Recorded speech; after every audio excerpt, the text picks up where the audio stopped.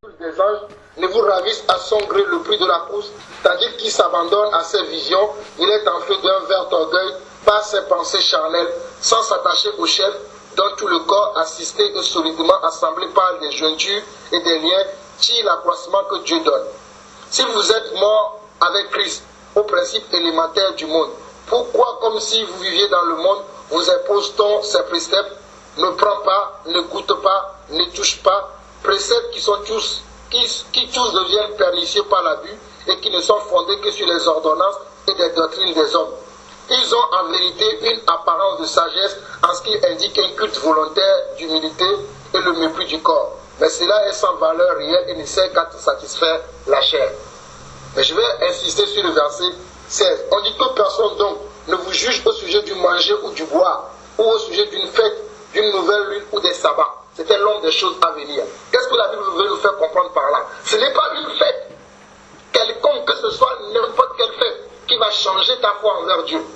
Mais c'est l'attitude, c'est ta foi envers cette fête-là. C'est la foi que tu as envers cette chose-là. Si tu vas dans la fête de Noël, si tu vas dans un endroit où on fête Noël, si tu vas pour manger, parce qu'il y a à manger, ben, Dieu ne te condamnera pas. Mais si tu vas parce que tu veux honorer la naissance de Jésus, là il y a un problème. Parce que pour nous savons que Jésus n'est pas né le 25. Donc si tu vas là-bas, on te présente une nourriture, ben, tu mangeras. Mais si on te dit, mais où est ton cadeau? Ah ben moi je ne donne pas de cadeau parce que Jésus n'est pas né à cette date-là.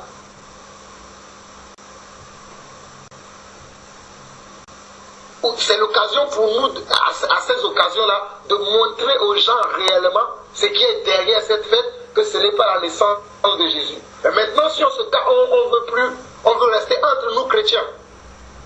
Se dire, ah moi Noël c'est bon, moi je vais rester chez moi, même si la famille t'appelle, ça c'est un manque d'amour pour mon enfant. Moi je parle pour moi, c'est comment le Seigneur m'a enseigné par rapport à ça. Quelqu'un m'invite le 27, si j'ai l'occasion, si je n'ai pas programmé quelque chose, j'irai. Le 25, si tout ce qu'on me présentera, je ne le bénirai pas parce que par la prière, je sanctifie la nourriture qu'on me préparera. D'ailleurs, dans mon travail, on a un repas de Noël à faire, mais parce qu'il y a beaucoup de gens qui ne sont pas là en ce moment. Donc on l'a remis en janvier. Et en janvier, quand on va manger, je mangerai bien. Et je dirai aux gens, malgré que j'ai mangé tout ça là, mais vous savez que Jésus n'est pas né le 25. Parce que ce n'est pas une nourriture qui change. Si j'en mange, gloire à Dieu, ce n'est pas une nourriture qui va me rapprocher de Dieu ou de m'éloigner de Dieu, c'est ce que la Bible dit. Ce n'est pas une fête qui va me rapprocher de Dieu et ce n'est pas la fête qui va m'éloigner aussi de Dieu. Mais c'est ma foi qui va m'éloigner de Dieu. Si je mets une foi à cette chose-là, c'est ça qui va m'éloigner de Dieu. Ce n'est pas que je suis dans une fête ou que ce n'est pas ça qui va me changer, mais c'est la foi que je mets dans la chose. C'est pour ça que Jésus a dit, quand je reviendrai, est-ce que je trouverai la foi sur la terre? Quelle est la foi que tu mets à cette chose-là? Moi, je n'ai pas foi au 25 ni au 1er janvier. C'est pour ça que quand quelqu'un me dit au 1er janvier, bonne année, je dis à la personne, moi je suis déjà dans la nouvelle année depuis. Généralement, je ne réponds même pas au message de bonne année, joyeux Noël, tout ça là, je ne réponds pas. Et c'est là où les gens me trouvent que je suis... Parce que quand tu réponds, c'est là où tu participes. Quand tu dis oui, joyeux Noël à quelqu'un aussi, alors que tu sais que Noël n'existe pas, là il y a un souci.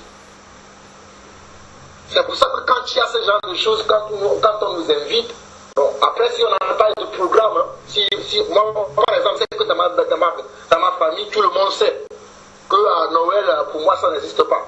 Supposons le programme qu'on a le 25, si cela ne se tient pas, croyez-moi, j'irai dans ma famille pour encore prêcher.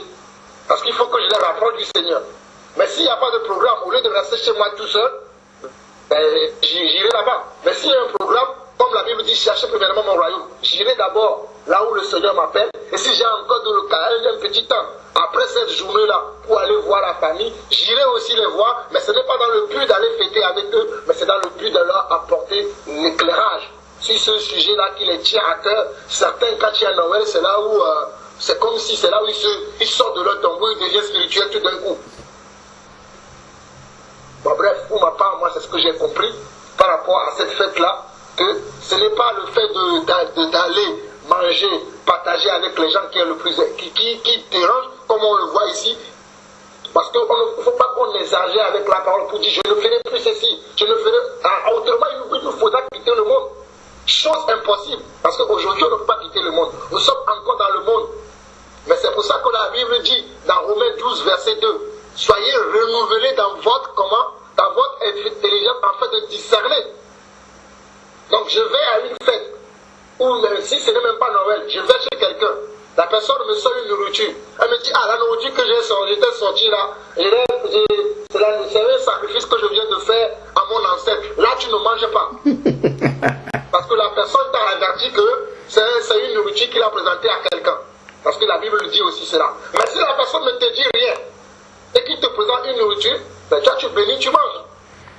Si derrière, après avoir mangé, il vient te dire qu'il a présenté à son ancêtre, toi tu as déjà mangé, tu n'as rien. Parce qu'il ne te l'a pas dit avant.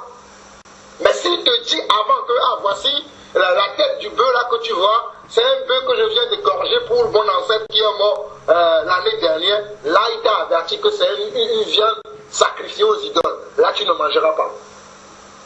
Là si tu le manges, effectivement, tu souilles ton corps, tu pêches. C'est pour ça que la Bible nous dit, mangez de tout ce qui se vend au marché.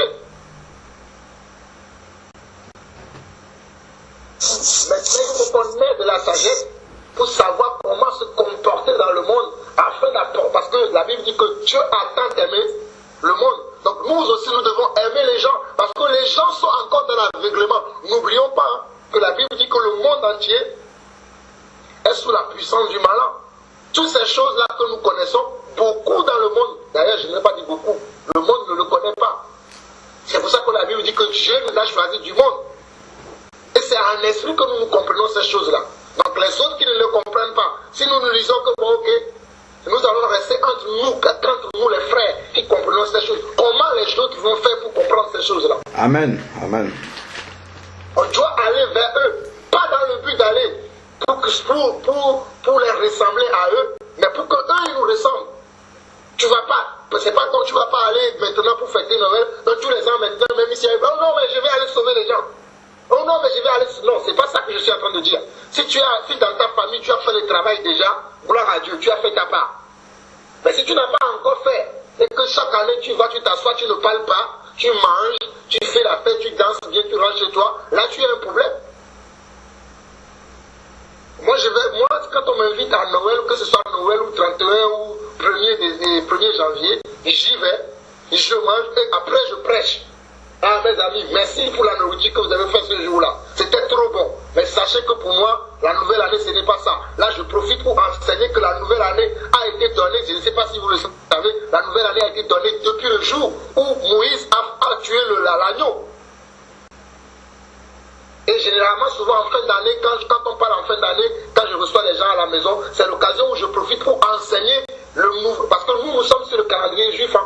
Même si aujourd'hui nous disons que nous ne sommes plus, nous ne suivons pas la loi. Mais la loi n'a pas aboli le calendrier juif. Hein.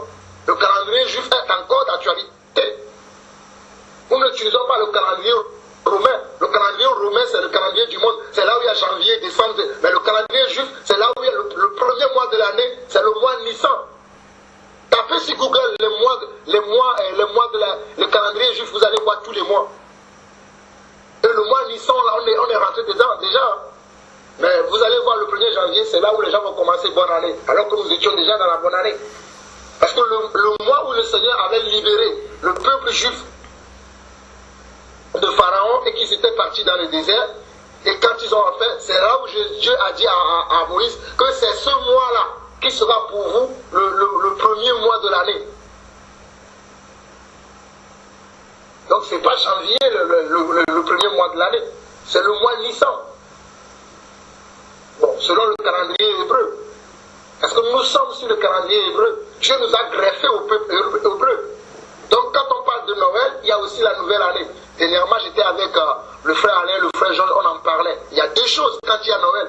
Il y a Noël et il y a aussi la nouvelle année. Moi, je n'aime pas qu'on me dise quand il y a 1er janvier, parce que le mois 1er janvier, le premier jour du mois janvier, à l'époque, à l'époque où les rois, on va dire, comment Néron avait sorti ça, il y avait une divinité qui a deux têtes. Et cette divinité-là existe encore à Rome. Et chaque année, il y a deux têtes. Une face qui voit le devant, une face qui voit derrière. À chaque premier jour de l'an, on tourne la tête de cette divinité-là, qui a deux faces.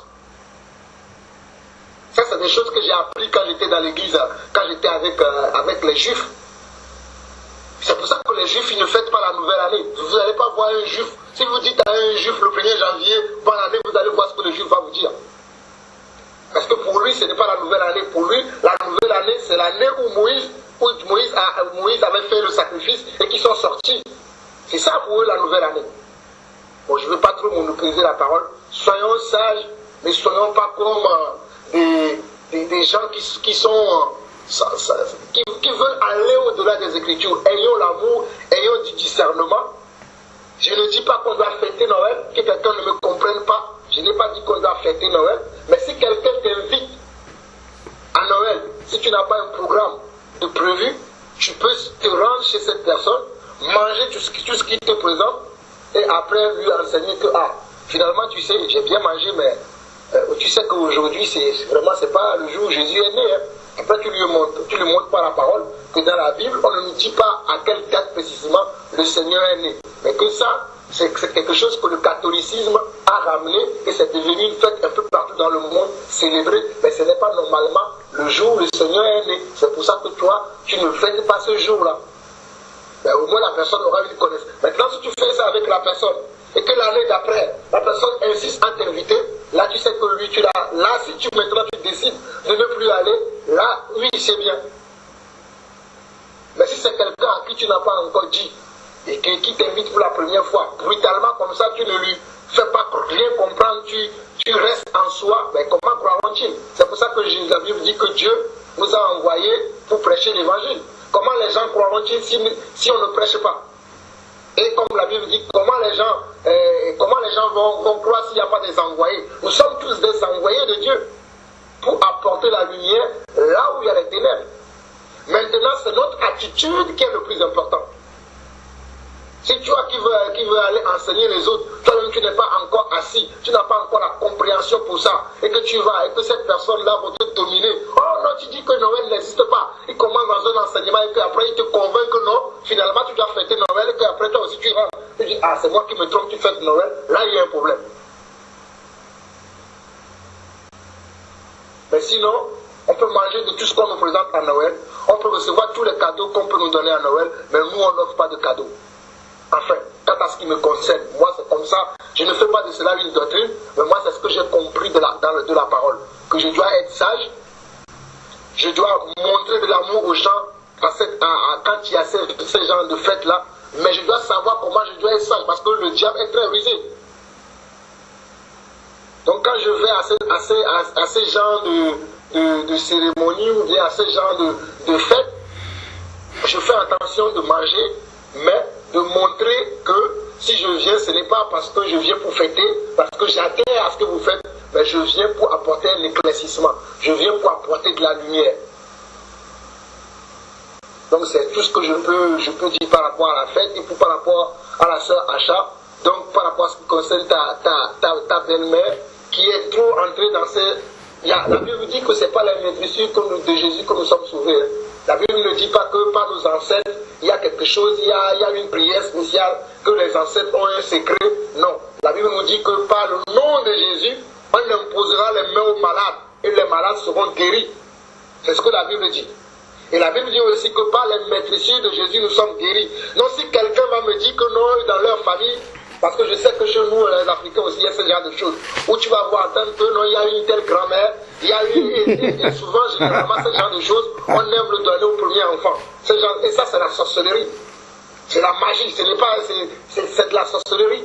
Donc tu ne peux pas, en tant qu'enfant de Dieu, en tant que quelqu'un qui est éclairé, tu ne peux pas envoyer tes enfants faire ces choses-là. Et ma soeur, tu fais bien. Donc si tu vas encore dans ta belle famille cette année et que ta belle-mère ou je ne sais pas qui que ce soit dans ta belle famille vient te dire encore ce genre de choses, tu dois t'imposer que moi, c'est la parole. Moi, je crois en Dieu. Je ne veux pas ce genre de choses, même si ça fait mal à ton mari. Même, je te dis bien, ma soeur, tu es soumis à ton mari, Mais si ton mari veut sortir de la volonté de Dieu, là tu n'es plus soumis à lui, tu es soumis à Dieu. Ah, n'oublions pas, hein, ça je vais bien la préciser. Nous sommes soumis aux autorités, mais quand les autorités sortent de la volonté de Dieu, on n'est plus soumis à l'autorité.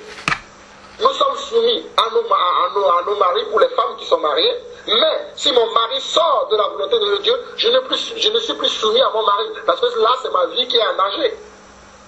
Imagine que ton mari te dit, va tuer, là tu vas aller tuer. Mais c'est la même chose.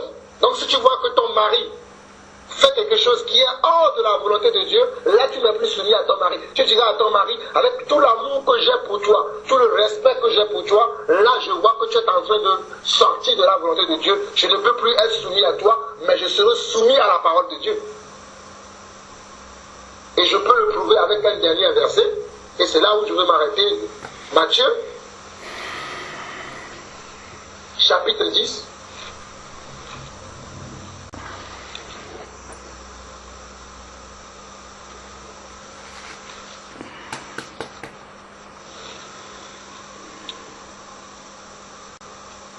À partir du verset 24 et 34 plutôt.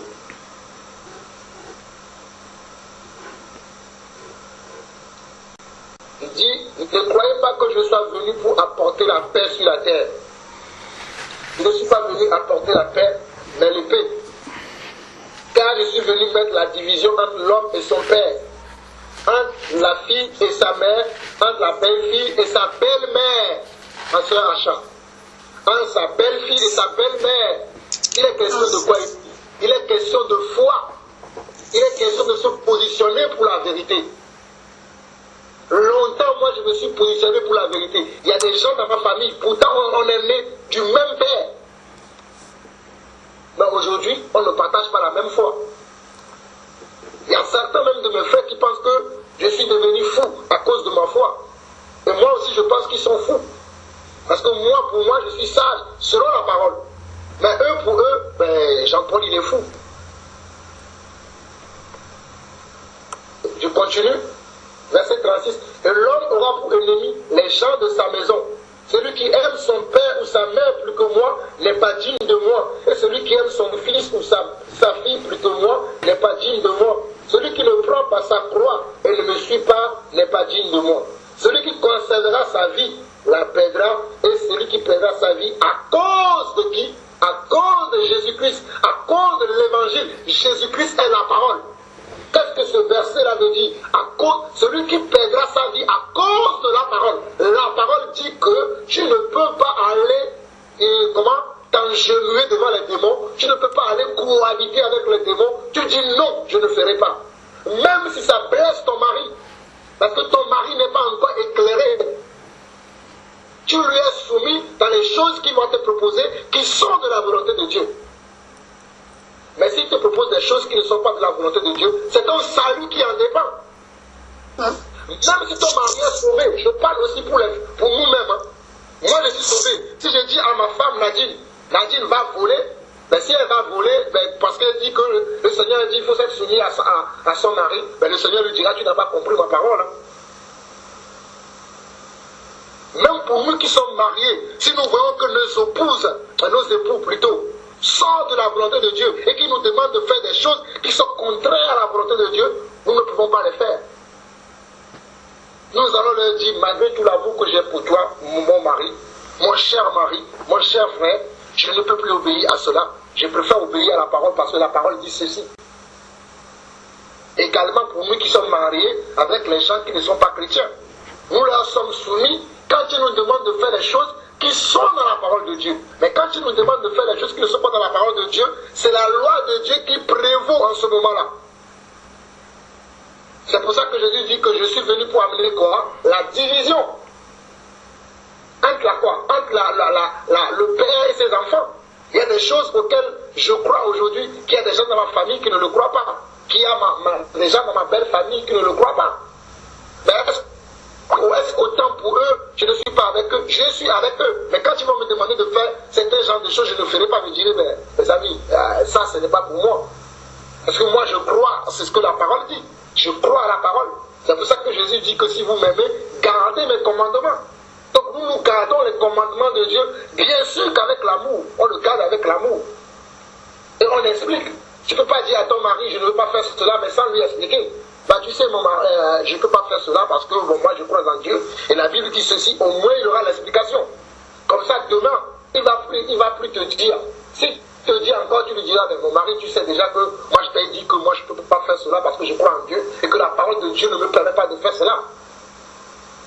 La plupart du temps, on ne veut pas faire des choses, mais on n'explique pas. Non. Quel est l'enfant que tu vas châtier parce qu'il a commis une faute sans lui dire que moi je t'ai châtié, mais je ne te dis pas pourquoi je t'ai châtié. Non, tu lui dis pourquoi tu le châties. Comme ça, demain, l'enfant ne reproduira pas la même chose.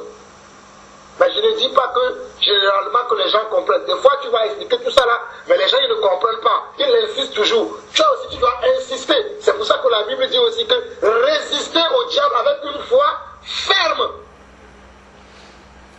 Résistons au diable, résistons à Satan avec une foi ferme. Car Satan cherche celui qui va dévorer. Mais quand tu résistes avec une foi ferme, il s'éloignera de toi. En tout cas, que Dieu vous bénisse. C'était tout pour moi. Amen. Amen. Amen. Amen. Gloire Amen. à Dieu, merci. Amen. Amen. Amen. Que le Seigneur soit béni. Bon, ça, on va prier pour le sujet, hein, mais effectivement, le Seigneur nous permet par son esprit, au travers de ton sujet de prière, de pouvoir entrer dans certains sujets en expliquant avec la parole de Dieu pour que ça puisse éclairer le plus grand nombre. On sait que quand ces célébrations-là de fin d'année arrivent, il y a toujours beaucoup de questionnements. Au milieu des chrétiens, certains se disent quelle attitude on doit avoir, est-ce qu'on doit aller, est-ce qu'on ne doit pas aller, qu'est-ce qu'on doit faire, qu'est-ce qu'on ne doit pas faire, ainsi de suite. Bon, la parole est assez claire là-dessus, assez équilibrée par rapport à ça, et toute la sagesse nous vient de Dieu. Comme le frère Jean-Paul l'expliquait tantôt, nous ne devons pas être des ermites, c'est-à-dire des personnes qui ne vivent qu'entre eux et qui ont rejeté tout le monde, parce que ce n'est pas ce que Jésus faisait. Mais en même temps, quand Jésus se retrouvait dans ces milieux-là, on va lire les passages, il avait une certaine sagesse. Il y allait pour un but et il restait centré sur ce but-là. Il ne s'éloignait pas de ce but-là. Il était concentré là-dessus et il savait comment est-ce que il était en train d'aller. Déjà même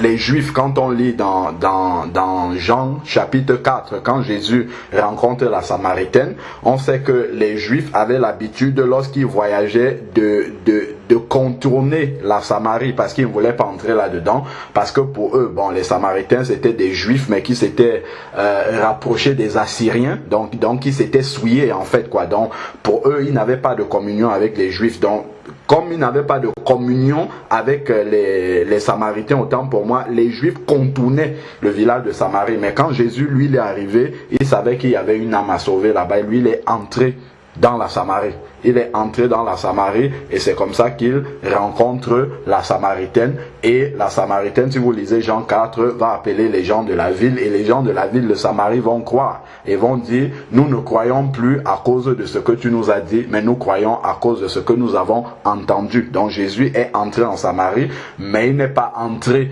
pour, comment dire, communier au sens de devenir perverti comme un Samaritain pouvait l'être, mais au sens de leur apporter la lumière, l'éclairage, ce qu'il a fait clairement. Voilà, donc ça c'est déjà pour poser un peu la base. Bon, il y a beaucoup de différents sujets qui ont été amenés par rapport à ça. Donc je vais poser aussi quelques fondements, quelques versets pour nous aider un peu à comprendre, hein. Donc on a parlé tout à l'heure, dans le frère Jean-Paul parlait du calendrier juif, du calendrier romain. Bon, déjà, s'il y avait un des deux calendriers à choisir, effectivement, c'est clair que la Rome, on sait bien que les cultes romains et tout ça, c'est des cultes païens.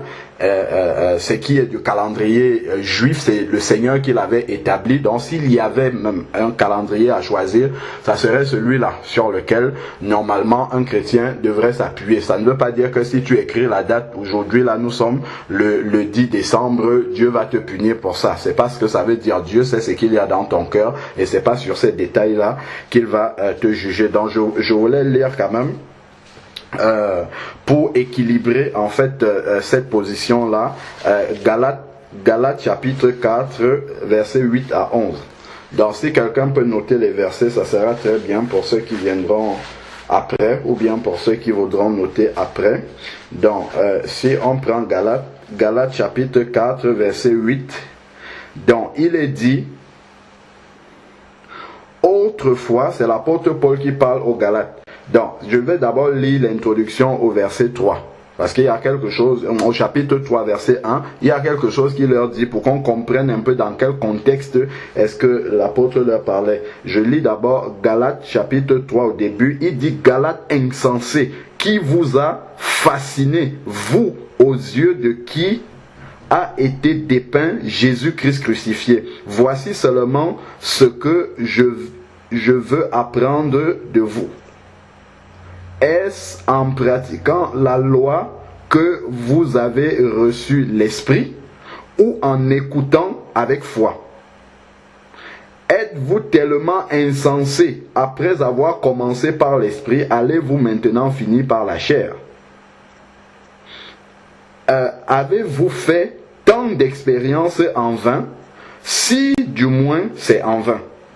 Celui qui vous accorde l'Esprit et qui opère des miracles parmi vous, le fait-il donc parce que vous pratiquez la loi ou parce que vous écoutez avec foi? Donc, en fait, les Galates avaient reçu la parole de Dieu, ils avaient commencé à marcher par l'Esprit, et après, certainement après le départ de Paul, il y a d'autres prédicateurs qui sont venus les remettre sous la loi, donc ils se sont remis à observer la loi, à observer un certain nombre de choses. Donc, et l'apôtre vient donc pour corriger tout cela, et ça nous sert également d'instruction. Donc c'est pour ça que je vais lire Galates chapitre 4 pour parler des aspects qui nous concernent là. Donc Galates chapitre 4 verset 8, il est dit: autrefois, vous ne connaissiez pas Dieu, et vous serviez des dieux qui par nature ne le sont pas. Mais maintenant, après avoir connu Dieu, et surtout après avoir été connu de Dieu, comment retournez-vous à ces faibles et pauvres principes élémentaires auxquels vous voulez à nouveau vous asservir? Vous observez les jours, les mois, les temps, les années. Je crains d'avoir inutilement pris la peine pour vous. Soyez comme moi, puisque moi aussi je suis comme vous, frères, je vous en supplie. Donc, en fait, les Galates, comme je le disais tantôt, ont commencé à marcher par l'Esprit. De ce que je comprends de la parole de Dieu, lorsque on naît de nouveau, si vous lisez Colossiens, prenons Colossiens 1, Colossiens 1 verset 13, il y a quelque chose qui se passe. Nous commençons à vivre par l'Esprit, même si nous sommes dans le monde. Alors, dans Colossiens 1, verset 13, il dit: il nous a délivrés du pouvoir des ténèbres. Lorsque nous étions dans le monde, nous étions soumis encore au pouvoir des ténèbres, mais lorsque nous sommes nés de nouveau, il nous a délivrés donc de ce pouvoir des ténèbres et nous a transportés dans le royaume du Fils de son amour, en qui nous avons la rédemption, le pardon des péchés. Donc il nous a transportés. Maintenant, nous ne marchons plus dans le monde selon la loi de ce monde, selon les principes de ce monde, mais nous marchons selon la loi du royaume du Fils de son amour, là où nous sommes placés. Et si on va lire dans Ephésiens 2 verset 6, il dit: nous sommes assis dans les lieux célestes en Christ. Donc maintenant, moi en tant qu'enfant de Dieu, qui marche par l'Esprit, qui suis né de nouveau, qui suis assis dans les lieux célestes en Christ, étant ici sur la terre. Qu'est-ce que ça veut dire lundi pour moi? Qu'est-ce que ça veut dire mardi? Qu'est-ce que ça veut dire 2012? Qu'est-ce que ça veut dire? Les dates, les années, les jours n'ont plus absolument aucune importance pour moi. Parce que je suis déjà dans un espace-temps infini, parce que je suis assis dans les lieux célestes.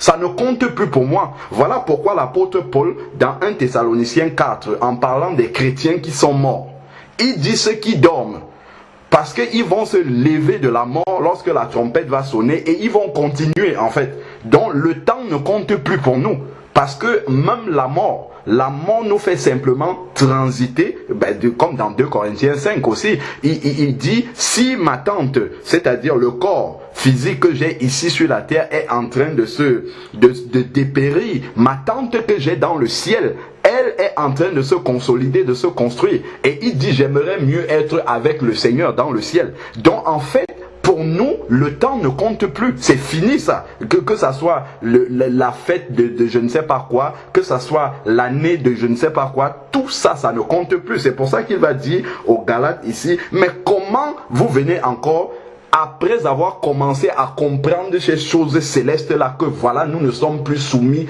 à rien de toutes ces dates-là, comment vous commencez encore à observer, je suis dans Galates 4, verset 10.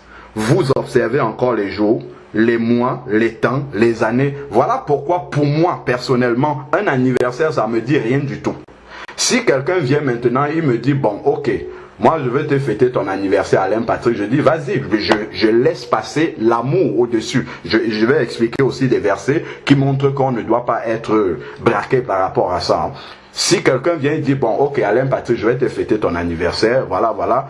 Je vais dire, gloire à Dieu, c'est un geste d'amour. Donc moi, je vois l'amour qu'il y a derrière, ça ne me gêne pas. Mais moi, je ne vais pas me lever comme ça pour aller acheter des boissons, inviter des gens et dire, je fête mon anniversaire. Pas du tout. Sauf si je veux en faire une occasion pour prêcher l'évangile. Peut-être, je peux me servir, comme la Bible le dit également dans Timothée, que toute occasion, bonne, favorable ou mauvaise, sont bonnes pour prêcher l'évangile. Donc on peut s'en servir. Mais comme ça dit que j'ai à cœur, je commence à regarder dans le calendrier, le 18 octobre, ça va arriver quand? C'est le jour où j'étais né. Je commence à compter, non, ça, on a dépassé ça déjà.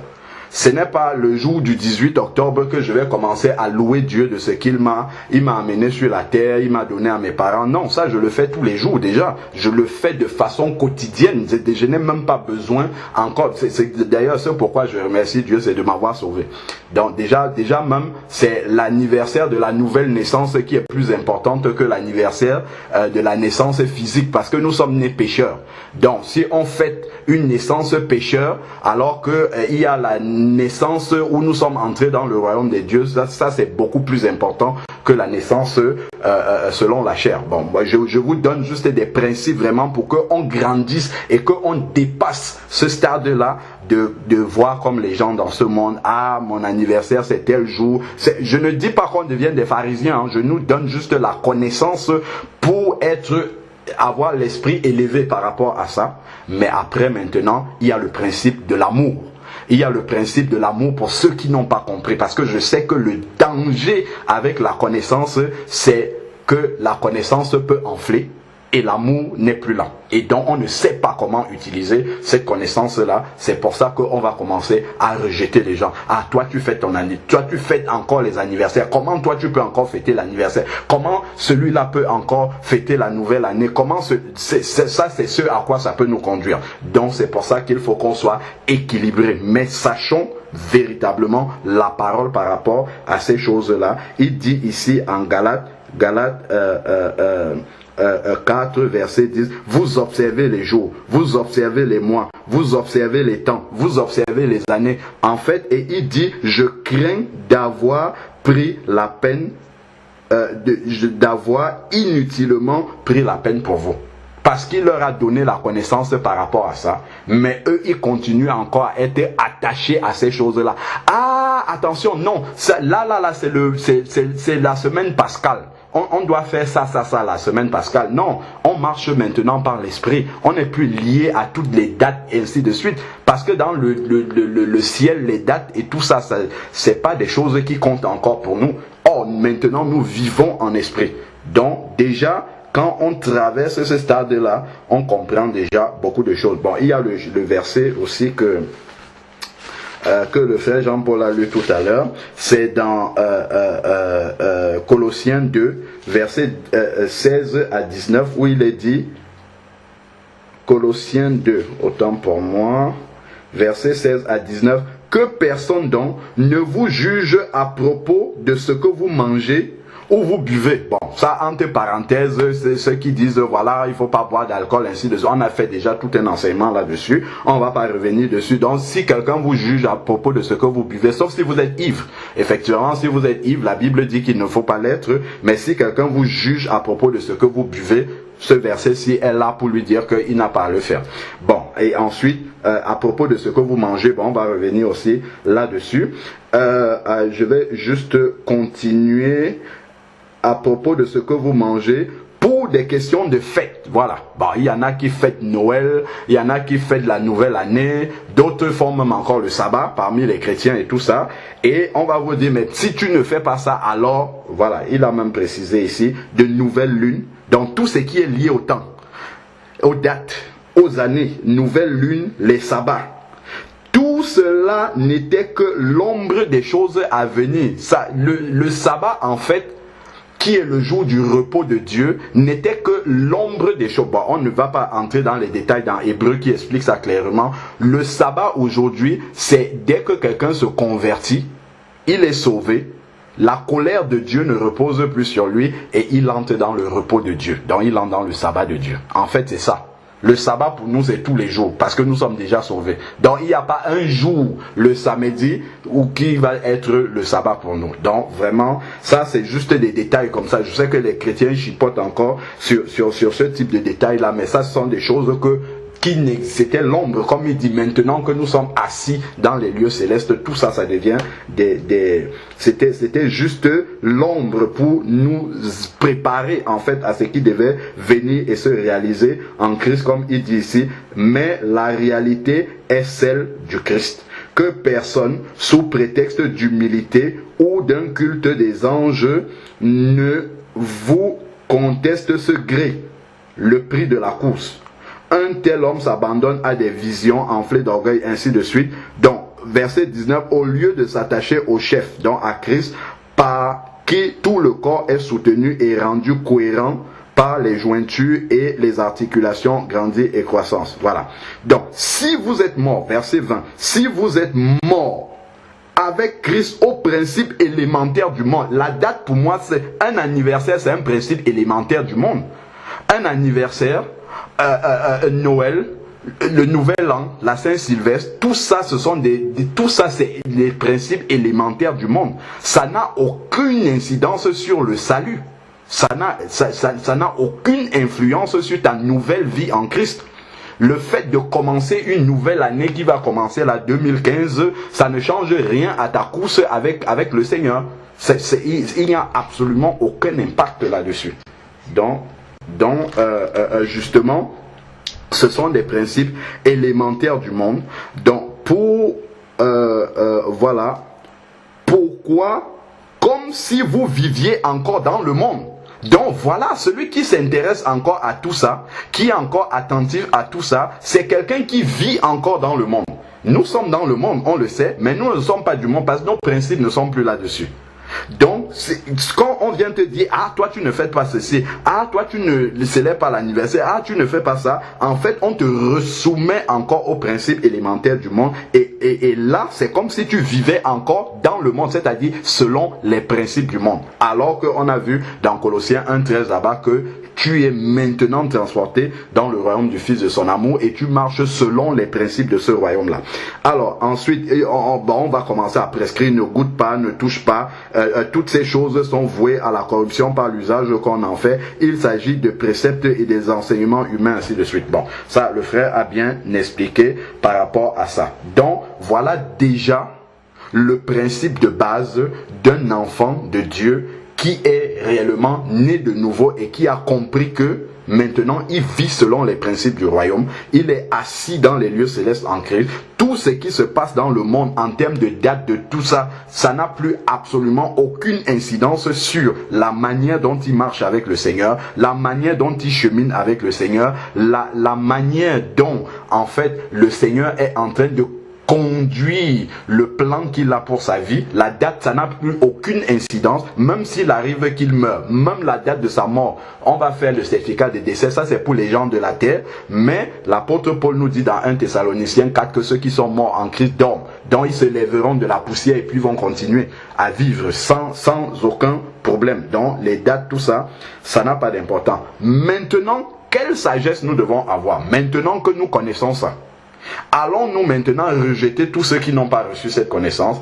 Allons-nous maintenant nous mettre dans notre coin et former notre secte de personnes qui ont compris ça et rejeter ceux du monde? Non, c'est pas ce que le Seigneur veut. Quand Jésus est venu, il avait la connaissance complète de toutes ces choses-là, mais il s'est adapté.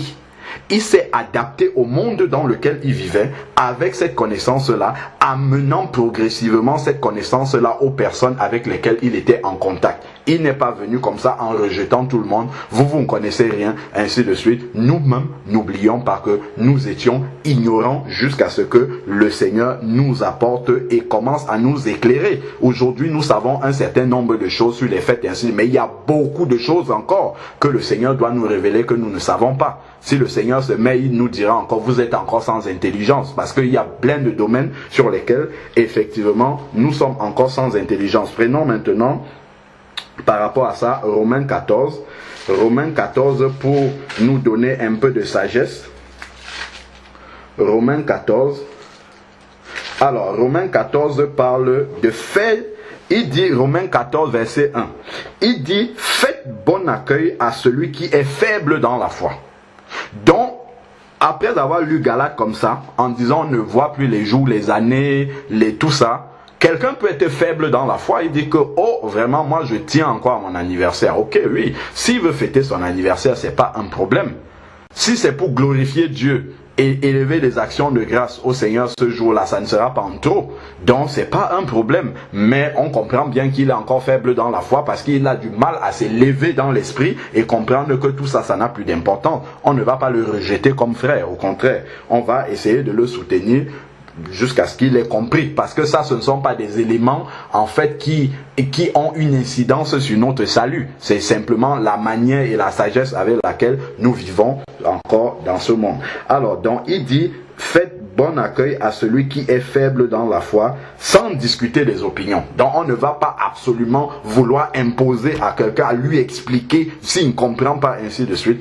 Je ne parle pas des fêtes païennes, hein. Je suis là dans les anniversaires comme ça, des trucs qui sont pas forcément qui n'ont pas eu une importance, la nouvelle année, tous ces trucs là. Si on prend bien sûr l'année juive et tout ça, c'est des choses qui n'ont pas une importance fondamentale pour notre salut. Alors prenons maintenant le verset 2. Tel croit pouvoir manger de tout, tel autre qui est faible ne mange que des légumes. Que celui qui mange ne méprise point celui qui ne mange pas, et que celui qui ne mange pas ne juge point celui qui mange, car Dieu lui a fait bon accueil. Autant celui qui est faible que celui qui est éclairé, Dieu leur fait bon accueil à tous les deux. Donc nous sommes chrétiens, mais nous marchons chacun avec un avancement différent dans la compréhension de ces choses-là. Donc si nous avons compris, nous ne devons pas devenir en scandale à ceux qui n'ont pas encore reçu ces vérités, qui n'ont pas encore compris ces choses-là. Nous devons aller doucement, témoignant l'amour pour les amener à comprendre. Parce qu'ici, il ne s'agit pas de la doctrine, en fait. On n'est pas là dans la doctrine. Alors, donc, ensuite, continuons maintenant, verset 4, Romains 14, verset 4. Qui es-tu, toi qui juges? Donc ça peut aller jusqu'au jugement et la condamnation, on le sait bien, parce qu'on est extrémiste, voilà. Qui es-tu, toi qui juges un serviteur d'autrui? S'il tient debout ou s'il tombe, cela regarde son maître, mais il tiendra debout, car le Seigneur a le pouvoir de le soutenir. Voilà maintenant ce qui nous concerne en parlant des jours, des fêtes, des dates précises qu'on veut respecter.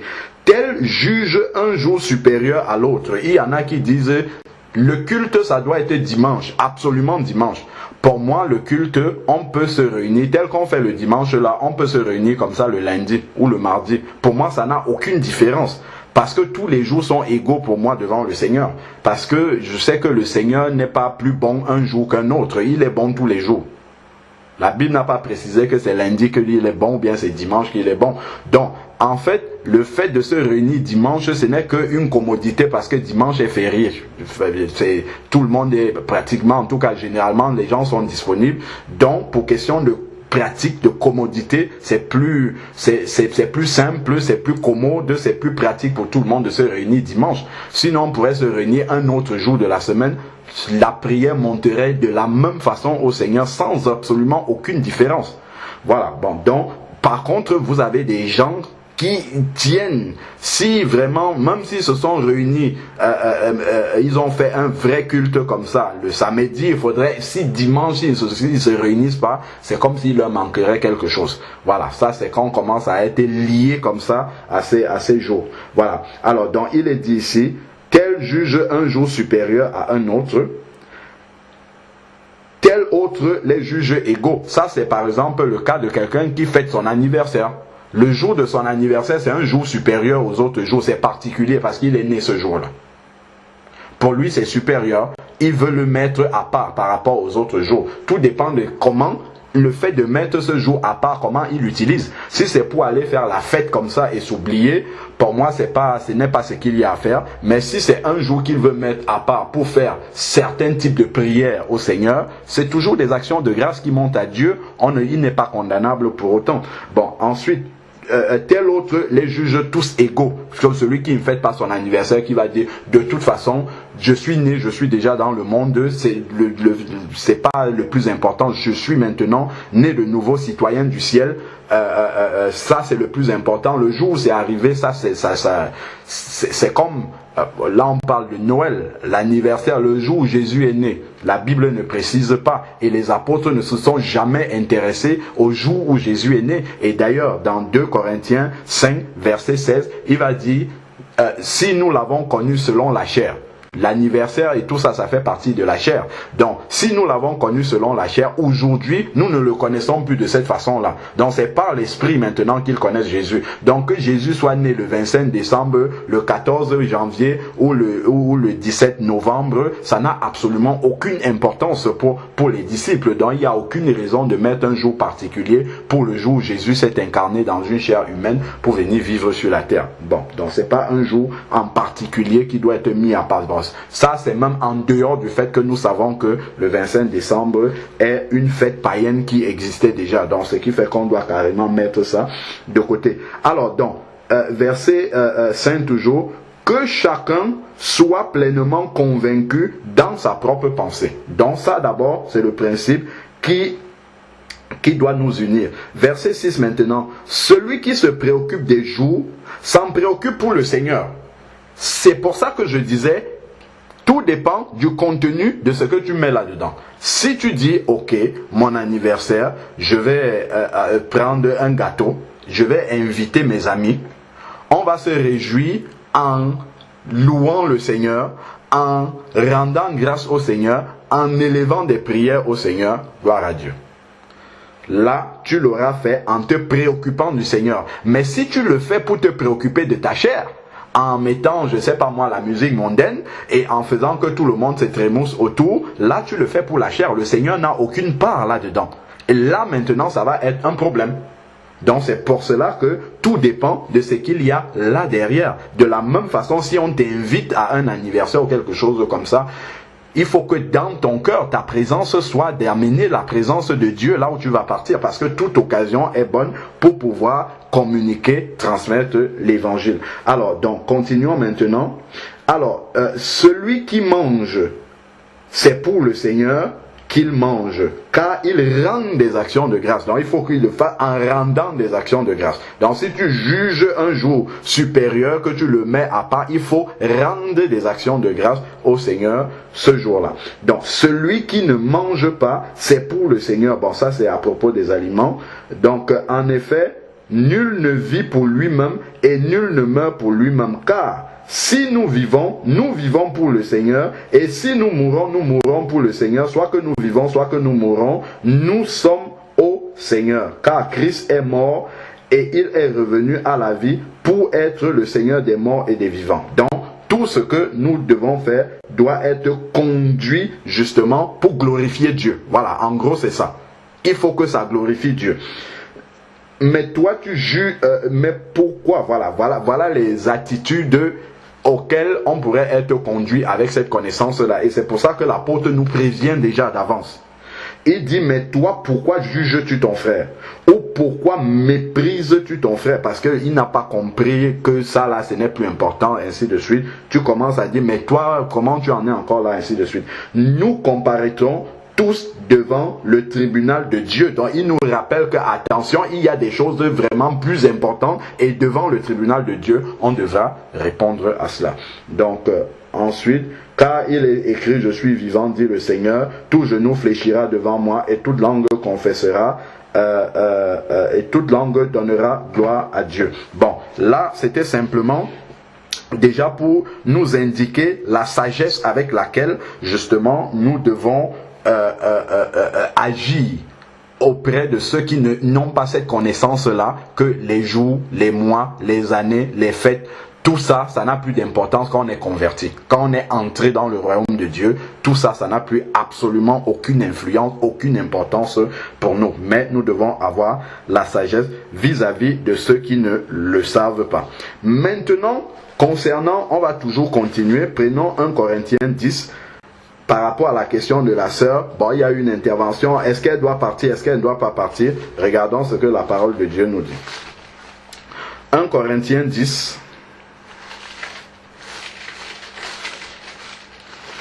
1 Corinthiens 10, verset 23. 1 Corinthiens 10, verset 23 jusqu'au verset 27. Il dit, tout est permis, mais tout n'est pas utile. Donc voilà d'abord le principe. Tout est permis, mais tout n'est pas utile. Tout est permis, mais tout n'édifie pas. Je peux, mais où est la gloire de Dieu là-dedans? Est-ce que mon intention c'est de glorifier Dieu? Point d'interrogation. Ce n'est pas parce que ça m'est permis que je vais saisir forcément. Mais je vais me demander où est l'intérêt de Dieu, où est l'intérêt du royaume de Dieu dans le fait d'aller dans une fréquentation comme ça. Ça, c'est la question. Voilà. Donc, ensuite, que personne ne cherche son propre intérêt. Donc, même quand nous allons dans ces milieux-là, où on fait cela, nous n'y allons pas pour notre intérêt, c'est-à-dire aller pour s'amuser, ainsi de suite. Nous allons pour l'intérêt des personnes qui nous invitent, parce que nous espérons que le Seigneur nous donne une opportunité de témoigner, en commençant déjà par les éclairer sur le fait que la fête qu'ils sont en train de célébrer là ne vient pas de Dieu. Il y a un mensonge là-dedans pour parler de Noël par rapport à la naissance de Jésus. Déjà leur apporter cet éclairage-là.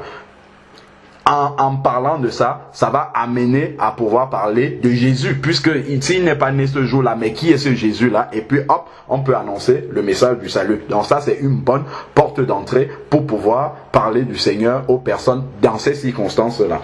Voilà, donc continuons. Donc c'est dans leur intérêt, mais celui d'autrui. Pas son propre intérêt, mais celui d'autrui.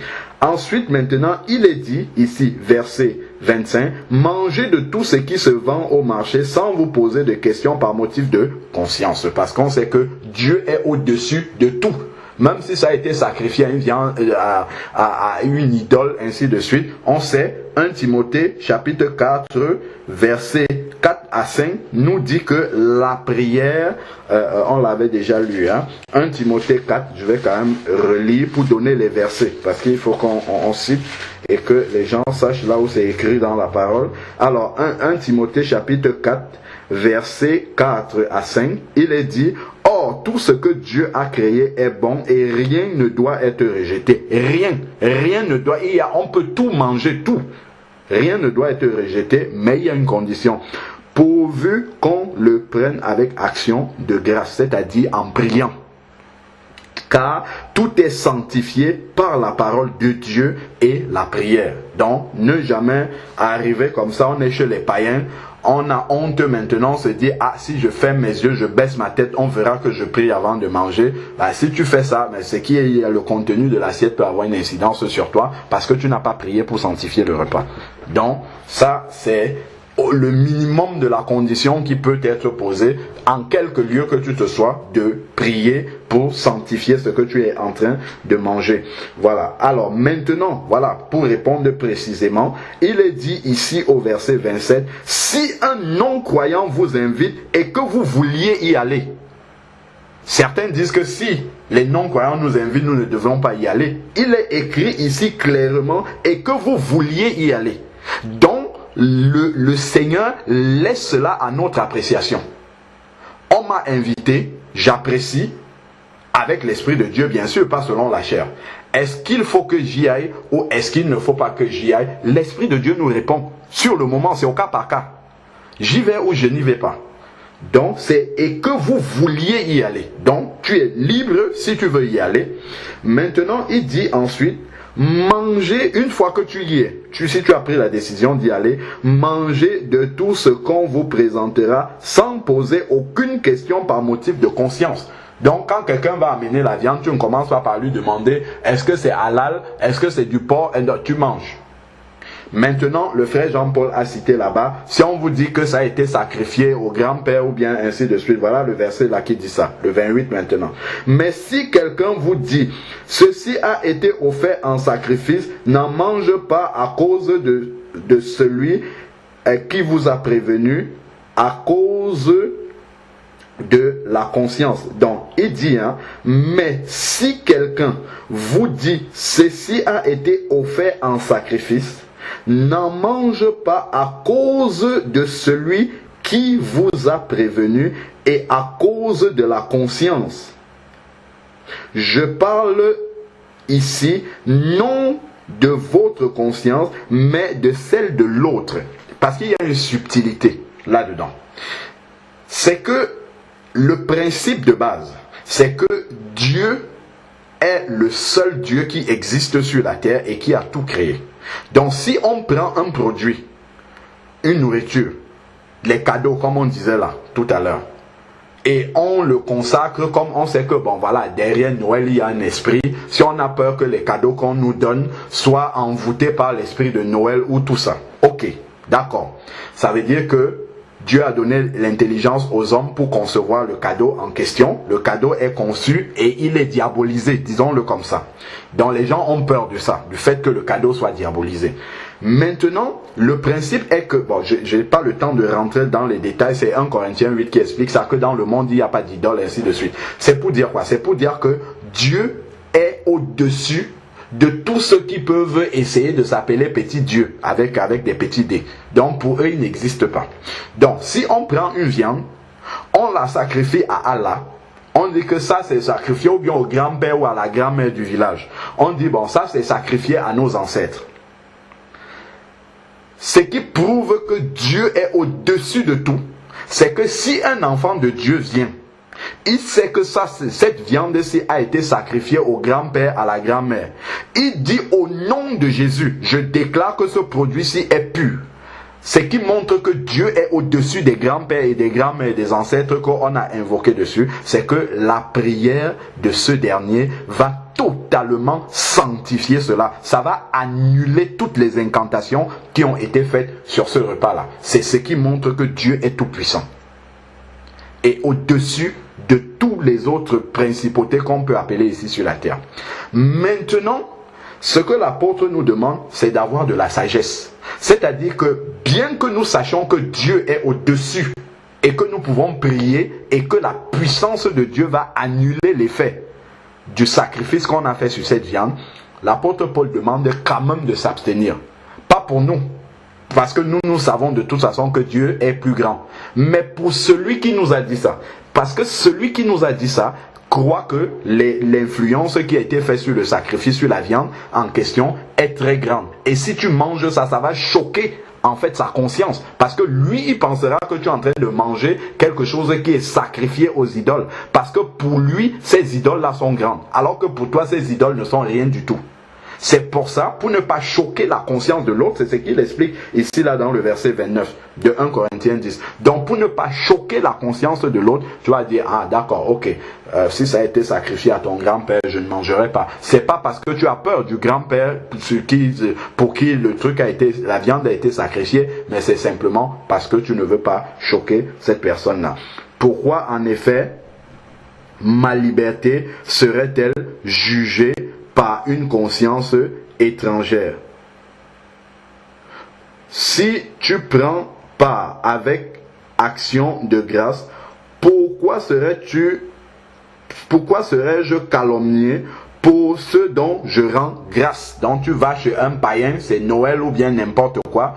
Tu as décidé, parce qu'on a dit si on vous invite et que vous vouliez y aller, tu as décidé d'y aller, non pas parce que tu commémores Noël, tu le sais, c'est très clair dans ta tête, tu ne pars pas pour participer à Noël, mais tu vas pour être un témoin là-bas, pour pouvoir apporter de la lumière que tu as reçue, en commençant d'abord par éclairer sur le fait que ce que vous êtes en train de faire, les distributions de cadeaux et tout ça, ça vient de l'Empire romain et des Babyloniens là-bas, en leur expliquant. Donc déjà dans ton cœur, c'est pour pouvoir apporter cette lumière-là, tu es déjà dans une disposition d'esprit différente et tu seras là-bas pour rendre grâce. Ne serait-ce que le fait de baisser ta tête pour prier, les gens vont déjà te demander pourquoi toi tu fais ça. Et ça te donne une porte d'entrée pour commencer à prêcher l'évangile. Regardons Jésus maintenant, ça c'est ce que l'apôtre Paul a dit. Si on vous invite chez un non-croyant et que vous vouliez y aller, dont la possibilité d'y aller existe vraiment dans la Bible et c'est à nous, avec l'aide du Saint-Esprit, d'en juger. Si vous prenez Matthieu 9 verset 9, on voit Jésus ici. Alors, Matthieu 9 verset 9. En passant plus loin, Jésus vit l'homme appelé Matthieu s'assit au bureau des péages. Donc assis au bureau des péages, il lui dit, suis-moi. Matthieu se leva et le suivit. Jésus était à table dans la maison. Or, beaucoup de péagers et de pécheurs avaient pris place avec lui. Jésus aurait pu se lever et fuir. Nous savons que Jésus, c'est quand même, il n'y a pas plus saint que Jésus. C'est quand même l'incarnation de la sainteté qui était là. Mais regardez les gens qui étaient avec lui. Les péagers, les pécheurs. Ailleurs, il est avec les prostituées, les publicains. Mais effectivement, ce n'est pas pour devenir un péager, un publicain ou un prostitué. C'est pas pour cela qu'il était là. Et lui-même, il va d'ailleurs expliquer pourquoi il est là. Alors, donc, ils avaient pris place autour de lui avec ses disciples. Donc, les disciples étaient là. À cette vue, voilà donc l'esprit qu'il ne faudrait pas qu'on ait. Les pharisiens disent à ses disciples, pourquoi votre maître mange-t-il avec des péagers et des pécheurs? Voilà l'esprit qui peut exister. Les pharisiens ne sont plus là, mais leur esprit peut être encore aujourd'hui au milieu des enfants de Dieu. On vous a vu on vous a invité à Noël quelque part, vous avez décidé d'y aller, d'autres chrétiens vont rester. Mais pourquoi vous faites ça? Mais nous on a vu ça l'année dernière, déjà le fait que nous on avait décidé non pas de fêter Noël, mais de se réunir et de faire un jeûne le 25 décembre, il y a une personne au milieu de nous qui a dit non, moi je ne peux pas venir à cela parce que vous avez décidé de le faire le 25 décembre. Pourquoi le 25 décembre? Donc ça c'est déjà une manière d'être dans cet esprit-là. Pourquoi est-ce que vous n'êtes-vous pas éclairé sur le 25 décembre? Alors que pour nous, le jour où on est réunis, nous sommes dans le royaume de Dieu, que ce soit le 26 décembre ou le 14 juillet, ça n'a aucune importance pour nous. Il n'y a pas de date dans le royaume des cieux, nous sommes là, lorsque nous sommes réunis. D'ailleurs, alors donc, continuons. Alors donc, les pharisiens sont venus avec leur esprit de condamnation, de jugement, Alors, à cette vue, les pharisiens disent à ses disciples, pourquoi votre maître mange-t-il avec les péagers et les pécheurs? Jésus, qui avait entendu, dit, Ce ne sont pas les bien portants qui ont besoin de médecins, mais les malades. Ce ne sont pas ceux qui ont compris déjà qu'il ne faut pas fêter Noël qui ont besoin encore d'être éclairés sur Noël. C'est ceux qui n'ont pas compris. C'est eux qui ont besoin de l'éclairage. Mais qui va aller les éclairer? Qui va aller les éclairer? Romains 10, 14, s'il n'y a pas de prédicateurs, comment croiront-ils? S'il n'y a pas des gens qui vont dans ces milieux où on fête Noël, effectivement, pour leur dire, écoutez les amis, vous ne savez peut-être pas, vous pensez que c'est la naissance de Christ, ce n'est pas le cas. Si personne ne leur dit ça, tous ceux qui ont la connaissance, cette vérité-là, sont retirés entre eux, en train de prier entre eux, comment ceux qui ne le savent pas le sauront? Ils ne le sauront pas, ils continueront dans leur truc, et nous, on continuera à leur juger. Regardons bien quel est l'intérêt du royaume de Dieu là-dedans. C'est que les malades soient éclairés. C'est pas que tous ceux qui sont bien portants soient entre eux. Et puis voilà comment Jésus tranche pour nous donner la bonne attitude. Seigneur, c'est Noël. C'est une fête qui ne parle pas de toi, qui est du diable, qui est tout ce qu'on veut. Mais Seigneur, donne-moi une opportunité là-dedans, dans quelque chose qui n'est pas de toi, de pouvoir te glorifier et d'amener des âmes à toi. Oui, vous êtes réunis pour fêter la naissance de Jésus. Est-ce que vous connaissez même ce Jésus-là? Voilà déjà une porte d'entrée et on commence à parler de Jésus.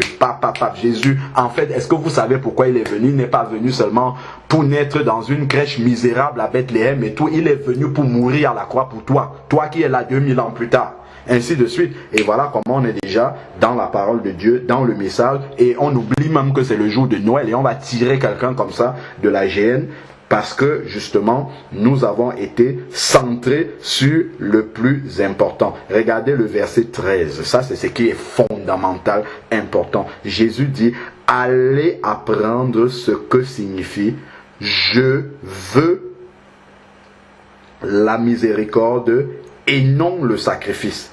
Car je ne suis pas venu appeler des justes, mais des pécheurs. » Je crois que ça, là, cette phrase-ci doit beaucoup conduire notre façon de nous comporter une fois que nous avons reçu la connaissance. Pas vis-à-vis des chrétiens, parce que les chrétiens sont censés avoir la connaissance. C'est pas de ceux-là qu'on parle. On parle de ceux du dehors. Ceux-là qui n'ont pas encore reçu la connaissance. Parce que les péagers, ici, là, les pécheurs et tout ça, n'avaient pas reçu la connaissance. Je relis encore le verset 13. Allez apprendre ce que signifie « Je veux la miséricorde et non le sacrifice, car je ne suis pas venu appeler des justes, mais des pécheurs. » Si c'est une occasion pour annoncer l'évangile, allons-y. Mais ayons le discernement aussi, comme le frère le disait tantôt, que les autres ne nous tendent pas un piège au travers de ça. Tu es déjà venu une année, tu es éclairé, qu'on ne t'attende plus l'année prochaine. Donc, toi aussi, use de sagesse, parce que tu vas entrer facilement aussi dans l'accoutumance d'aller, et puis ça deviendra une commémoration aussi pour toi autant que les autres. Donc, il faut être sage là-dessus. Peut-être tu vas aller dans une famille cette année, l'année prochaine, Dieu te conduira autrement et te dira, reste chez toi et prie pour eux maintenant, au lieu d'aller encore. Donc vraiment, restons dirigés, conduits par l'Esprit de Dieu. Donc, et on a bien Galates 5, verset 13 qui nous dit, puisqu'il a dit, si on vous invite et que vous vouliez y aller, donc on a la liberté d'y aller, mais Galates 5, 13 nous met aussi en garde, parce qu'il faut toujours rester très équilibré. Galates 5, verset 13 nous dit, frères, vous avez été appelés à la liberté, seulement ne faites pas de cette liberté un prétexte pour vivre selon la chair, mais par amour soyez serviteurs. Donc, quand on va venir t'inviter, tu ne vas pas regarder ton ventre qui va être rempli. Ça, c'est vivre selon la chair. Tu ne vas pas regarder qu'en allant là-bas, on va t'offrir des cadeaux et c'est ça qui va te motiver à y aller. Si c'est ça, c'est que tu utilises ta liberté parce que tu as la liberté d'y aller, mais tu l'utilises pour des motifs charnels, pour des motifs de vivre un prétexte, pour vivre dans la chair. Donc, tout dépend de l'attitude de cœur que tu as si tu as décidé d'aller dans ce milieu-là.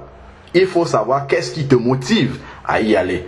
Quel est l'intérêt pour le royaume des cieux pour que tu sois présent dans ce milieu-là? Parce que quand Jésus était au milieu des publicains, des hommes de mauvaise vie, il savait pourquoi il était là. Il était là comme un médecin au milieu des malades. Lui-même, il nous l'a dit. Donc, si nous n'allons pas dans cet intérêt-là, dans cette disposition d'esprit-là, sachant que nous ne sommes pas dans la volonté de Dieu, même si nous appliquons et nous marchons dans la liberté de l'esprit. Maintenant, pour revenir un peu de façon plus précise sur la question de la sœur, à savoir que bon, voilà, là-bas dans la belle famille, on pratique la magie, on invoque ceci, on invoque cela. Bon, déjà, je vais te rassurer avec quelques versets que tu n'as pas à t'en préoccuper. Déjà, on a commencé à pas que tu n'as pas à t'en préoccuper, mais tu n'as pas à en avoir peur. Le fait d'être là-bas, c'est pas toi qui dois avoir peur. C'est la puissance de l'ennemi qui doit trembler du fait de ta présence. Pourquoi?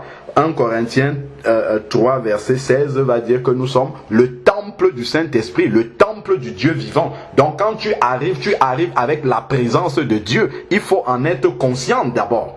Il faut être consciente que là où tu es, tu transportes la présence de Dieu parce que tu es le temple ambulant de Dieu. Tu te déplaces avec l'Esprit de Dieu en toi. Maintenant, l'Esprit de Dieu, quand il est présent quelque part, les démons tremblent. Parce que devant Jésus, les démons tremblaient. Donc, l'Esprit de Dieu qui est en toi fait en sorte que ces esprits-là ne supportent pas. Et d'ailleurs, c'est pour ça que dans ces milieux-là, tu vas avoir des combats. Tu vas avoir des combats à cause de l'Esprit qui est en toi. Donc ça déjà, il ne faut pas être étonné par rapport à ça. Les autres qui sont là, qui sont inoffensifs spirituellement, ne vont avoir aucun combat. Mais toi, tu vas avoir des combats parce que les esprits qui sont présents dans ces lieux-là ne supportent pas la présence de l'Esprit de Dieu. 1 Corinthiens 6, verset 19, ne savez-vous pas que vous êtes le temple du Dieu vivant? Ainsi de suite, on connaît bien ces versets-là. Et 2 Corinthiens, que nous lisons tout le temps, 2 Corinthiens 6, déjà même Colossiens 2 nous dit que nous avons été délivrés. On a lu là même tout à l'heure Colossiens 1 verset 13 qui dit que nous avons été délivrés déjà de la puissance des ténèbres. Ça c'est fini. Donc il n'a plus absolument aucune autorité sur nous, sous réserve évidemment que nous marchons dans la sanctification avec le Seigneur. Nous fermons des portes, comme nous dit 1 Jean 5 verset 18, que sachez que celui qui est né de Dieu se garde lui-même et le malin ne le touche pas. Le malin ne le touche pas. Donc tu peux être au milieu de la plus grande incantation, des plus grands sorciers du monde. Ils ne peuvent pas mettre la main sur toi. C'est ça. Et le malin ne le touche pas. Comme dit aussi Luc 10 verset 19 que nous avons reçu l'autorité pour marcher sur toute la puissance de l'ennemi. C'est pas une certaine puissance de l'ennemi. C'est toute la puissance de l'ennemi. S'il y a quelque chose qui veut commencer à se manifester et que tu dis au nom de Jésus, mais tu vas voir ce qui va se passer. Juste le nom de Jésus qui sort de ta bouche comme ça, dans un corps qui est rempli de l'Esprit de Dieu, mais tu vas voir comment les démons vont trembler là-bas. Et je vais nous montrer des exemples dans la parole de Dieu par rapport à ça. C'est que souvent, le malin profite du fait que nous ignorons notre identité, nous ignorons l'autorité que nous avons sur toutes ces puissances-là, et nous commençons à être un peu, un peu gênés, on a des appréhensions, on se dit mais comment ça va se passer? Non, il faut être droit dans ses bottes et avoir la certitude de l'autorité qu'on a sur ces esprits impurs-là et ne pas avoir peur. Ce sont les personnes qui pratiquent ces choses-là qui doivent avoir peur de notre présence, qui doivent se méfier du fait que nous soyons là. C'est pas nous qui devons avoir peur, puisque tu ne pars pas pour être en communion avec eux. Bien évidemment, on a bien dit que si on te demande de participer à quoi que ce soit là-bas, tu vas dire non, et à tes enfants non, si autant que tu peux, hein, parce qu'après, bon voilà, il y a le mal, autant, mais en tout cas, on saura que toi, c'est non. Tu ne pratiques rien. C'est surtout à ce niveau-là qu'il faut être très vigilant. Comme le frère l'a bien expliqué, si tu es amené à devoir faire un bras de fer avec ton mari, ça, il ne faut pas hésiter parce que là, c'est la parole de Dieu qui doit s'appliquer. Donc, on était en train de dire 2 Corinthiens, chapitre 6, verset 14 jusqu'au verset 18, il est dit, ne formez pas avec les incroyants un attelage disparate, car quelle association y a-t-il entre la justice et l'iniquité? Ou quelle communion entre la lumière et les ténèbres? Donc tu es présent là-bas parce que tu es venu accompagner ton conjoint, mais tu n'es pas en communion avec elle. C'est quoi la communion avec elle? C'est que quand elle va te dire, ah ma soeur, ma belle-fille, allume-moi la bougie ici un peu, passe-la moi parce que je veux faire ceci. Ah, si tu donnes tes mains déjà pour là, tu entres en communion avec ces activités démoniaques là. Donc c'est là qu'il faut faire très attention. Tu es présent en ce milieu, tu pries intérieurement, la présence de Dieu est avec toi. Tu n'es pas affecté par tout ce qui se passe là-bas parce que le Seigneur sait que tu n'es pas venu là pour te mettre en communion avec eux. Donc il faut faire attention à la manière dont tu te comportes pendant que tu es présente dans ce milieu-là. Sachant que toi tu es là avec la lumière et pour apporter la lumière. Donc quelle communion entre la lumière et les ténèbres, et quel accord y a-t-il entre Christ et Bélial, ces idoles-là? Ou quelle part le croyant a-t-il avec le non-croyant? Quel contrat d'alliance entre le temple de Dieu que tu es et des idoles? Et ce temple d'idoles dans lequel tu vas te retrouver, il n'y a pas d'alliance, il n'y a pas de possibilité que eux, ces esprits impurs là viennent se mettre à l'intérieur du temple de Dieu que tu es. Pas du tout. C'est pas possible.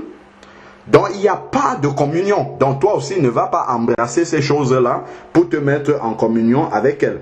Alors, donc, car nous sommes, il rappelle, le temple de Dieu. Comme Dieu l'a dit, j'habiterai et je marcherai au milieu d'eux. Nous savons que le Seigneur vit en nous.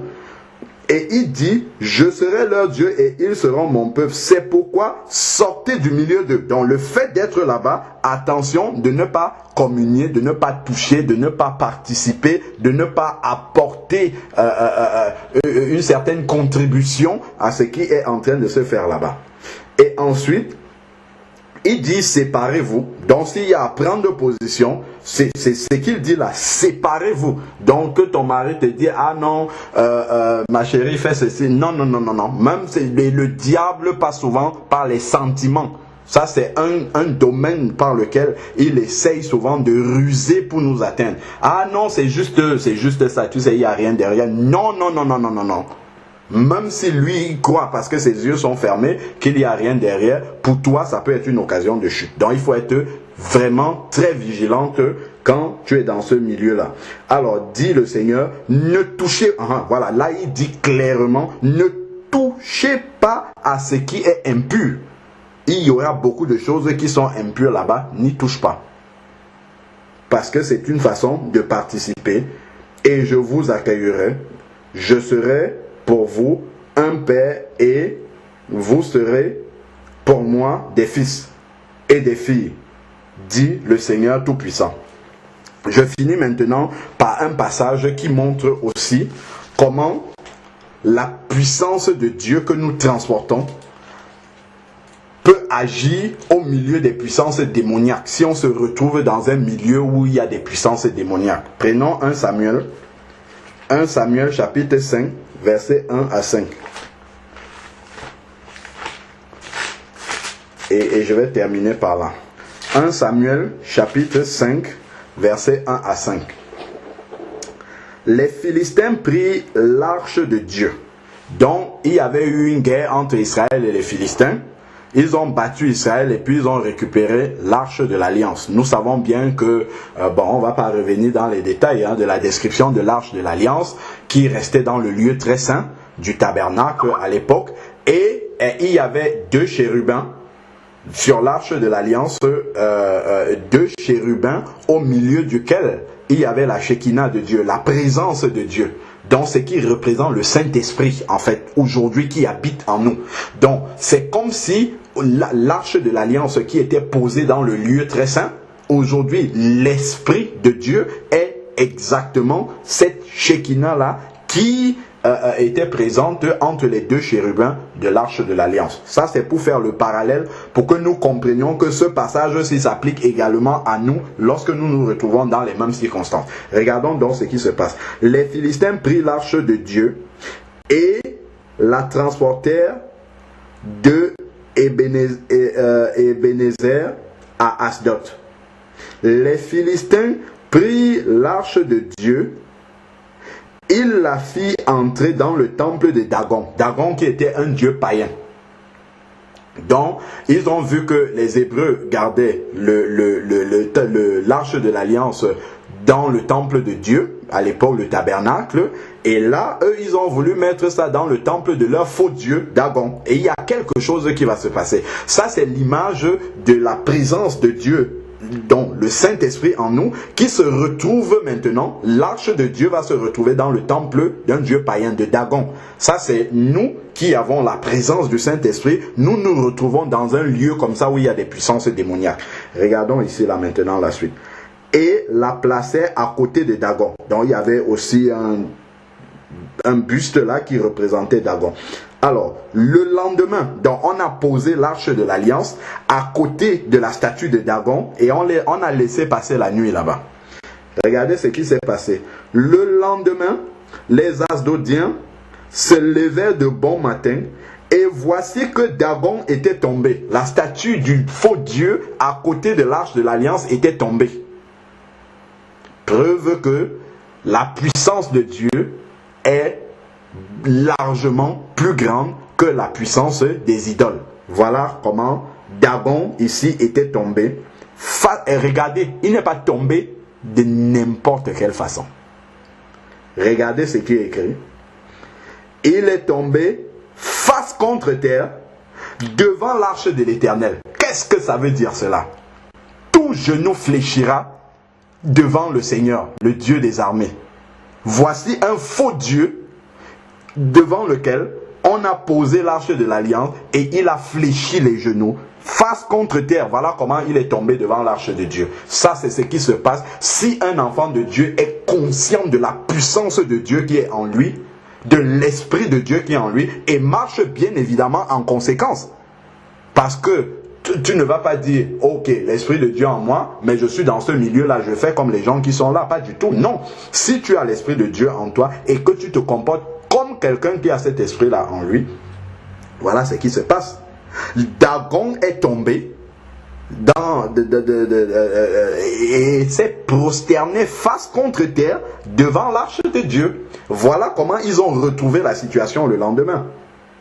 Alors, donc, qu'est-ce qu'ils ont fait? Ils n'ont même pas compris le sens de ce qui s'était passé. Ils prirent Dagon et le remit à sa place. On a remis Dagon qui était tombé, prosterné devant l'arche de l'Alliance. On le remet à sa place. Le lendemain, ils se levèrent de bon matin et voici que Dagon était tombé face contre terre. Encore le lendemain. Face contre terre devant l'arche de Dieu. Ce sont les démons qui vont venir se prosterner devant un enfant de Dieu rempli du Saint-Esprit. C'est ce qui s'est passé avec Jésus, Matthieu 8, quand il a débarqué chez les Gadaréniens. Ces Gadaréniens, deux Gadaréniens remplis d'esprit impur, tellement violents que personne ne pouvait les maîtriser, qui vivaient dans les sépulcres. Lorsqu'ils ont vu Jésus, personne, la Bible dit que personne ne pouvait passer là-bas. Tellement ils étaient violents. Mais quand ils ont vu Jésus, qu'est-ce qui s'est passé? C'est eux qui ont accouru pour venir se prosterner. Fils de Dieu, qu'y a-t-il entre toi et nous? Es-tu déjà venu nous tourmenter? Voilà comment un enfant de Dieu rempli de la puissance du Saint-Esprit... Clément, s'il te plaît, le micro. Voilà comment la puissance de Dieu agit au travers d'un enfant de Dieu rempli du Saint-Esprit et qui connaît son identité, qui ne tremble pas. Qui, lorsqu'il se retrouve dans une situation, il sait le Dieu qu'il prie. Il sait qui il peut invoquer. Il ne panique pas par rapport à la situation.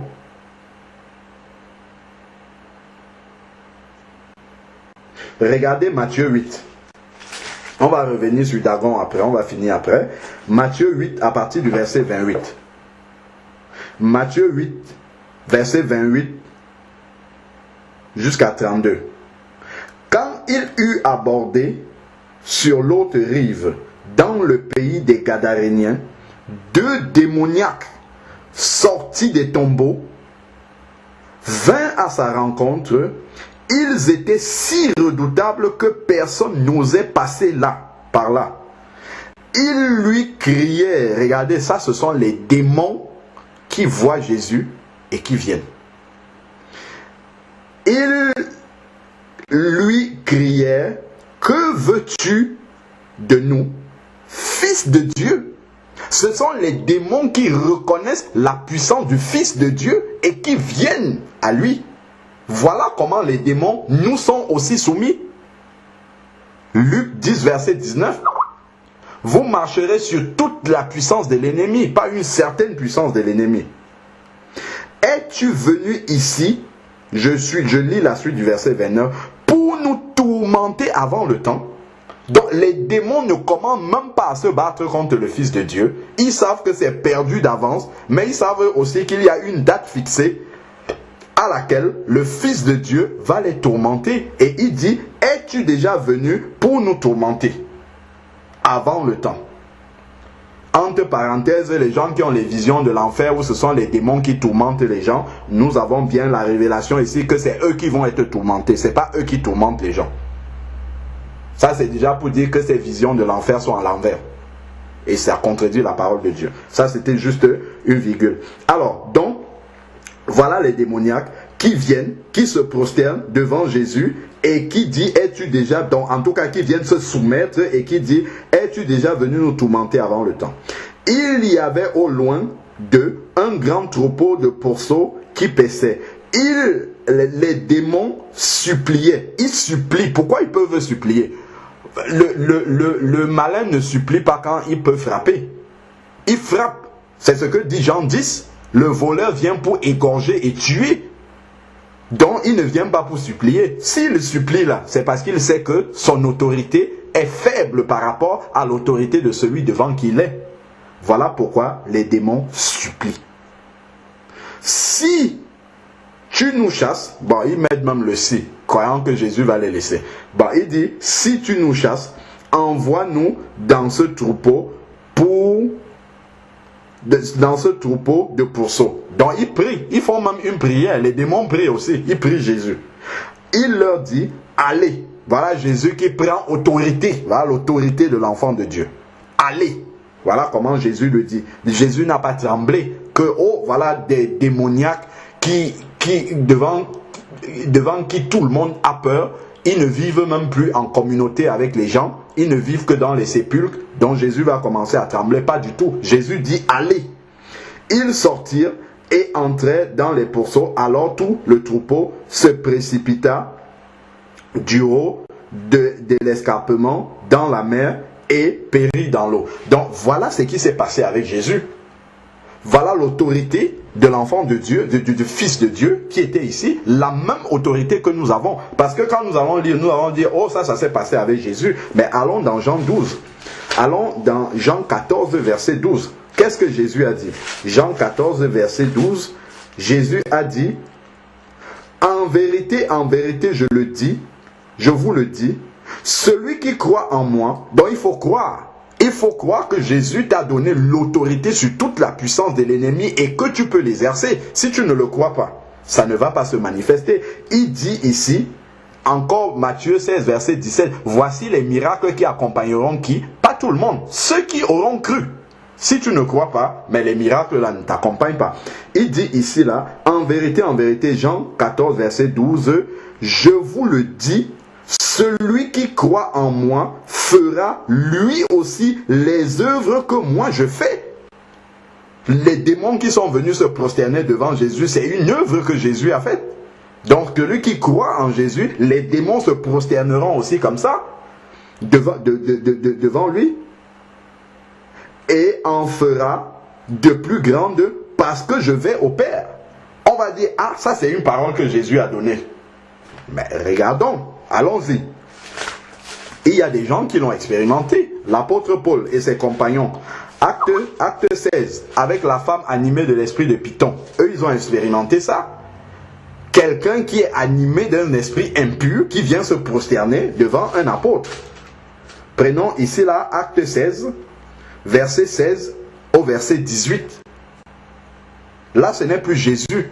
Ce sont des apôtres qui connaissent Jean 14, verset 12, qui dit « Celui qui croit en moi fera les mêmes œuvres » et qui savent que les démons se sont prosternés dans le pays des Gadaréniens devant Jésus. Qu'est-ce qui se passe ici? Acte 16, verset 16 à 18. « Comme nous allions au lieu de prière, une servante qui avait un esprit de Python. » Voilà, un esprit démoniaque ici, et qui par ses divinations procurait un grand profit à ses maîtres, vint à notre rencontre. Paul avec ses compagnons, elle se mit à dire, à suivre Paul et nous, et criait. Regardez ce qu'une femme habitée par un esprit de Python dit. Ces hommes sont des serviteurs du Dieu très haut. Qu'est-ce qui s'est passé quand Jésus est arrivé chez les Gadaréniens? Les deux démoniaques sont venus et ont dit quoi? Fils de Dieu, qu'y a-t-il entre toi et nous? Es-tu déjà venu nous tourmenter avant le temps? Donc ils ont reconnu l'autorité de Jésus. La même chose ici, cette femme animée d'un esprit démoniaque vient ici devant Paul et reconnaît l'autorité de Dieu qui est en eux. Donc il faut avoir cette certitude-là d'avoir cette autorité de Dieu, c'est-à-dire d'être un véritable enfant de Dieu, né de nouveau, rempli du Saint-Esprit. Donc elle a reconnu ici, et vous annonce la voie du salut. Elle dit même, malgré l'esprit démoniaque, que ça là, ce sont les vrais serviteurs de Dieu, et il vous annonce la vraie voie du salut vers le Seigneur. Elle fit cela pendant plusieurs jours. Donc ça n'a même pas dérangé le travail que l'apôtre était en train de faire. Pendant plusieurs jours, elle faisait ça. Elle disait, voilà les fils, voilà les serviteurs du Dieu très haut, ainsi de suite. Paul excédé, après plusieurs jours, Paul maintenant dit, mais bon, là ça commence à être trop là. Il se retourne et dit à l'esprit, je t'ordonne au nom de Jésus de sortir d'elle. Et il sortit à leur main. Voilà un enfant de Dieu qui ne doute pas un seul instant. Il sait l'autorité qu'il a sur ce démon. En temps et en heure, il prend cette autorité-là et il l'exerce et la chose se passe. Donc voilà l'autorité que Jésus nous a donnée. Revenons dans 1 Samuel. 1 Samuel chapitre 5. Nous étions en train de lire le verset 4. Ils sont venus, ils ont vu Dagon qui est tombé devant l'arche de Dieu et ils l'ont remis à sa place. Il est tombé face contre terre, ça c'est très important ça.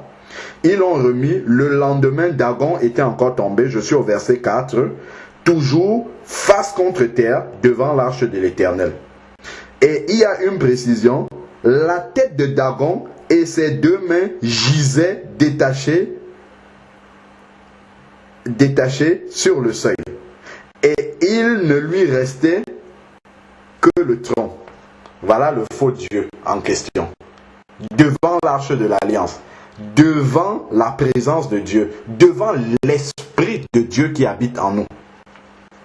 C'est pourquoi les sacrificateurs de Dagon et tous ceux qui entraient dans le temple de Dagon à Asdod ne marchaient pas sur le seuil jusqu'aujourd'hui. Donc l'autorité de la présence de Dieu a eu une telle incidence dans le temple de ce faux Dieu Dagon que jusqu'aujourd'hui il y a des conséquences.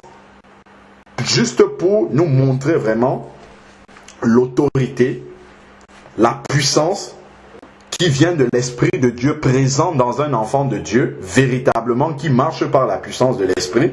Donc, nous ne devons absolument pas trembler devant ces choses-là. Pas du tout. Du tout. Restons seulement vigilants, alertes spirituellement pour remplir le rôle que le Seigneur nous donne dans ce milieu-là. Voilà. Donc, il n'y a absolument aucune crainte